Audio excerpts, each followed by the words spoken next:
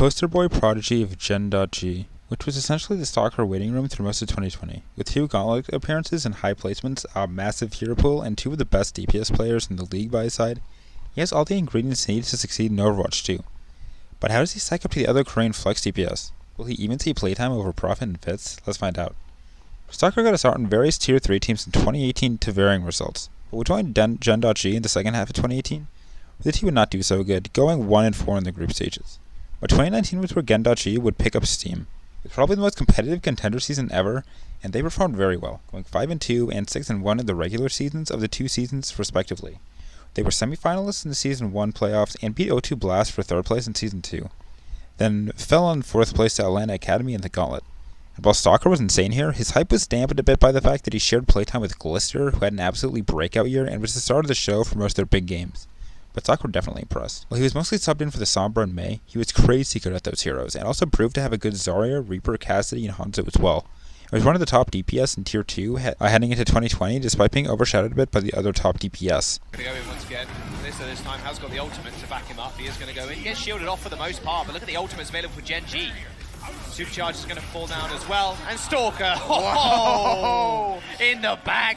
No one saw it coming. LGE Huya, and with the res on Stalk3r, they've still got the rocket barrage as well. It remains an uphill battle. Second amplification matrix in the protracted engage now. J-Mag down, rocket barrage to come out. Is going to finish off Kami as soon as he unfreezes and boom. However, 2020 is where he really come into the limelight, with Glister and Wakid leaving the team. Gen.G struggled a bit in the main 2 seasons, and while they got decent results in Season 1, including nearly making it to the finals one stage over Element Mystic, the team would have a fairly poor result overall. While Stalk3r individually would pop off, it would not be enough for the most part. But it was the 2020 Gauntlet where he got the most recognition. He played and popped off on an insane amount of heroes. His Tracer became one of the best in contenders. His main Sombra continued to be cracked. He picked up Ashe, Gen.G, and Echo and was absolutely dominant on those heroes. He dragged Gen.G over the finish line against O2 Blast in the qualifiers, where he matched and even dipped proper at times, which was a massive upset, and later dragged them over the line against Element Mystic, who were in peak form at the time, as well as Runaway, who were looking good despite losing a key player in Mag. While they'd be dominated by Team CC in the finals, and to be honest, Hugh didn't, Stalk3r would prove for the 2nd year in a row that he's one of the best DPS and contenders, proving himself against top dogs such as Assassin, Heesang, even Proper, and Spectra. 중력분기까지 올라가고 좁은 구간에서 때문에 네, 좋은 구도를 가져가고 있죠. 하고 들면서 이거 박밀. 오, 그리스 좋아요. 네. 부착. 회전하고 직결까지 왔어요. 킹도 지금 먼저 끊었고 스쿼시 주도할 수 있죠. 그렇습니다. 아, 이번에 스토커. 야. Most of fight they need, and Gen.G, they can start to lean into the sort of war of attrition, as it were, as they take out Kellen. It's traded for their own main tank, but the respawn advantage will be there. 2/3 at least accrued for Element Mystic. Every cloud is a silver lining, but Gen.G, this will be a successful defense for them.